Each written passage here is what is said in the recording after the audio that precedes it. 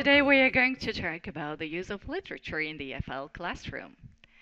The last few decades have witnessed a growing interest in the benefits of linking the learning of a foreign language to the study of its literature. However, the relationship between literature and English language teaching has not always been smooth. Mainly, we can talk about four major periods as far as the use of literature concerned: early 20th century, 1940s to 1960s, 1980s, and nowadays. There have been moments of mutual understanding and empathy, as it might be the case of the early 90s, marked by the dominance of the grammar translation method. Unfortunately, there have also been other moments of a consistent rejection of the use of literature. Learning a foreign language in the early part of the 20th century often meant a close study of the canonical literature in the language. Thus, literature was a key element in the grammar translation method.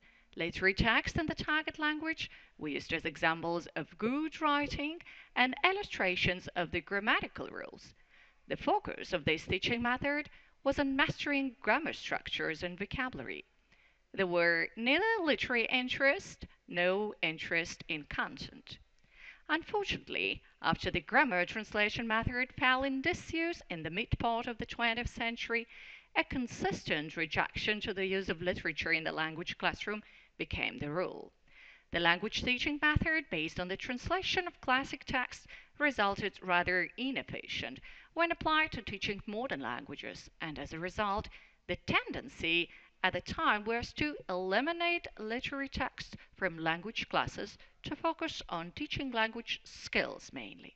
In fact, from the 40s to the 60s, literature disappeared from the language learning curriculum. This is how linguistics became the focal point of the language programs. The mid 90s witnessed some changes after the public opinion got alarmed by the lack of basic content knowledge and skills detected among the students of languages. These issues gave place to an immediate need to introduce students to basic literary text, as much as to teach the necessary strategies and study habits to enable them to undergo highly demanding reading requirements in most tertiary level courses. As a consequence, the need for the rehabilitation and the reintegration of literature as an integral part of the communicative language programs was clearly expressed as a long-term objective in the mid-80s.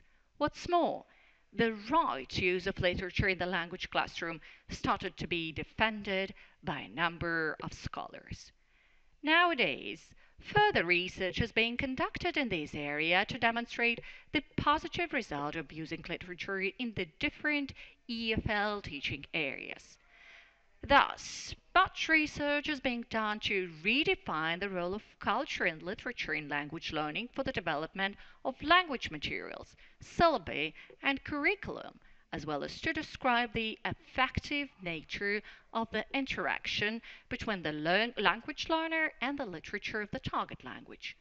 Another currently important field of research deals with the benefits of literary text as an essential part of integrative language teaching. Multidimensional advantages of literature as a means for developing EFL skills are being explored by a number of authors as well.